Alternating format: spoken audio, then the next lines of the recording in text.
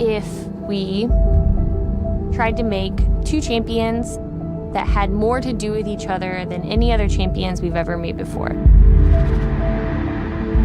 The way that we make champions, we're always questioning ourselves, is this something that players are going to fall in love with? DNA is the designer, the narrative, and the artist. These three, the DNA, will follow a champion all the way from start to end so that we can make sure each of those sides are married to each other. We've had concept artists go to coffee and come back and show us something scribbled on a napkin, and that becomes a character. The artist, the concept artist, will start drawing. When we get to start developing a champion, and I'm just sketching and it's open and it's figuring out, what the thing could be. As the kid in me that grew up drawing, that's super fun. Exploring colors at this point? The writers will start researching. Various mythologies, characters, stories, tropes. My character suddenly becoming angry that someone killed them, not angry that they died. Someone killed them. The designers will start looking at gameplay mechanics. Who are the characters and what are their abilities? Do you run fast? Do you jump high? Are you very tough to kill? Does this work? Does this not work? Why does it work? Why doesn't it work? You have to be on. You have to be on the floor. You have to be talking to people. You have to be communicating vision. In a screenplay or a comic, there's a plot that I can sort of use to show you who this person is. You don't actually have that choice in League of Legends. There's not a story, there's not an ending, there's not a end of the episode.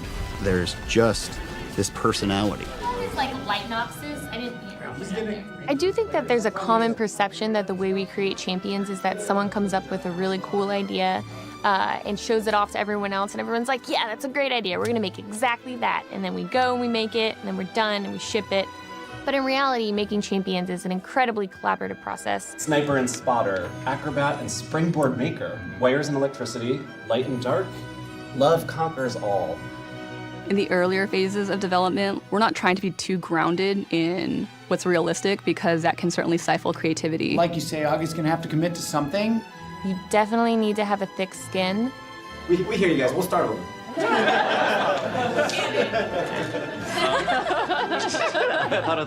At the end of the day, over 100 people will have worked on the champion. I worked on Bard, Echo, Kindred, Aurelion Soul, Ivern. Alawi, Rek'Sai, Tahm Kench, Jhin, Fiddlesticks, Nocturne, Thresh, Gnar, Dr. Mundo. What you don't want to end up with is generic characters that don't feel real and don't feel like they live and breathe somewhere. We don't expect that every player is going to be in love with every champion. We really expect that players will gravitate towards a handful that sort of connect with the player on some sort of emotional level.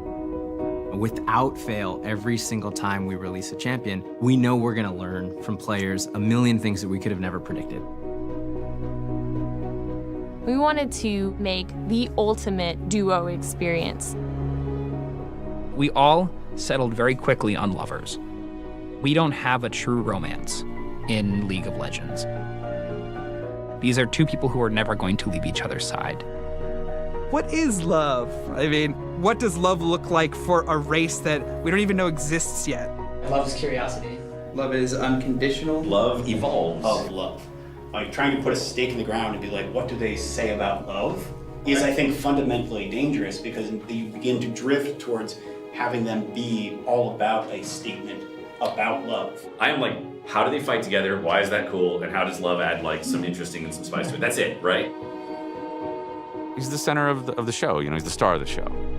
A tall, lean, athletic, beautiful specimen of a guy. He's very, very fast. It's like a high adrenaline play style, which is pretty unique to support. And he's a little on the edge of dangerous.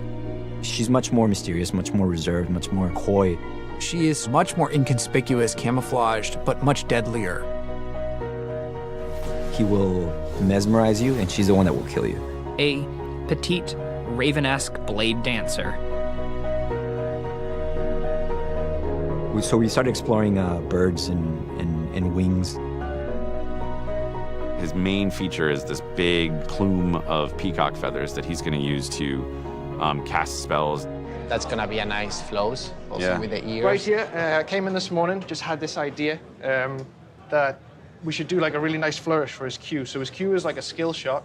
It fires a projectile. We were wondering sort of whether we should sort of like kick up debris, you know, like, or whether it should be like feathers from the cape or like energy, you know. That's cool, man. I love seeing ideation like this. All these different possibilities of where things can go. Then that leads to another idea. Then that leads to another idea. And it's just like this awesome sort of mass of ideas from everyone on the team. We test the gameplay of new champions twice every day. For a successful champion in League of Legends, you have to have a killer gameplay. You have to understand why the audience will like the things they like. The damage coming out of the Xayah ult, though, was...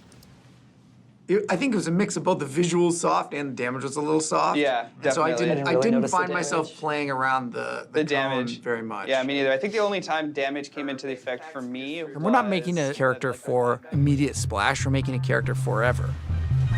And the final judge is our players. So we bring in League of Legends players from outside to test out the champions while they're in development and get their feedback. I would like to see a little bit more range on this Q. Kind of squishy, but they do decent damage. Had a difficult time distinguishing between the two. That's actually a really good point. Yeah. I think that makes And we actually bring in professional players too to see what they think. Wait, you know you were moving during that?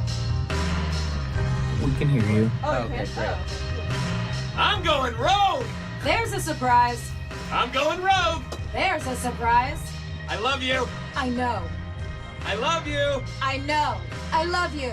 Я говорил, Рейкон, не будем глумиться. Oha Kantararya! Korkma, yakışıklılara bir şey olmaz. Un'altra vittoria per i Vastaya.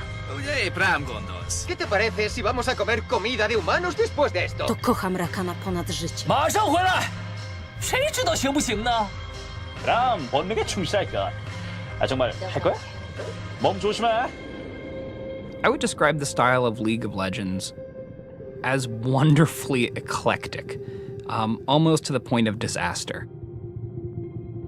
We have pirates, we have wraiths, we have ents, we have assassins, we have like everything you could ever want, little punk geniuses who make time travel devices. We tend to really draw from our own personal lives and our own personal experiences.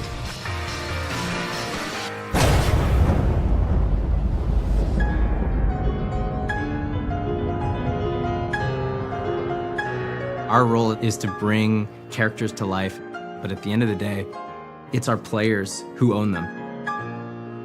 There's nothing like when a character goes live. To me, at least, it's a distinct feeling where they're no longer yours. It stops being like in your head, in your space, and the players just take them. They imbue them with more personality than you would imagine, and they do different things with them, and they kind of take on their own life.